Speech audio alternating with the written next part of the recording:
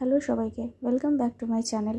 তো অন্যদিন shorts upload করি, আর আজকে ভাবলাম যে ললিপপের একটা রেসিপি তোমাদের সাথে শেয়ার করে দিই, যেটা বানাচ্ছি হচ্ছে ফ্রাইড চিকেন ললিপপ। তার জন্য লাগছে আমার চিকেনটাকে আমি কেটে নিয়েছি এরমভাবে। তোমরা দোকানে বললে ওরা ললিপপে পিস করে দেবে। তো আর মশলার জন্য আমরা নিয়েছি আদা রসুন বাটা, কাঁচা লঙ্কা বাটা, লঙ্কা গুঁড়ো, মরিচ গুঁড়ো, আর লেবু, কর্নস্টার্চ আছে, আর ওখানে হচ্ছে ময়দা। আর এটা হচ্ছে এগের মানে ডিমের সাদা অংশটা, কুসুমটা বাদ। ডিমের সাদা অংশটা দিলে কি হয়, ক্রিস্পি হয়। যে ফ্রাইড চিকেন, যে তোমরা ফ্রাই যা কিছু আইটেম করছো, যদি মনে করো যে তাদের ডিমের হোয়াইটটাই শুধু দেবে, তো সেটা ভীষণ ক্রিস্পি হতে সাহায্য করে।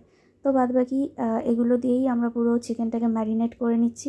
আর প্লাস তার সাথে আমি দিয়েছি হচ্ছে সয়া সস। তোমাদের মতো যদি লাইট সয়া সস থাকে সেটাও হবে, কোনো অসুবিধা নেই। ডার্ক থাকলে যে যেটার প্রেফারেন্সে তোমরা দিতে পারো।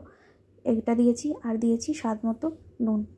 এগুলোকে দিয়ে ম্যারিনেট করে আমরা 30 মিনিট অথবা 15 মিনিটসের জন্য, যা যেরকম টাইম আছে তোমরা রেখে দিও জিনিসটা ভালো করে ম্যারিনেট করে নিই।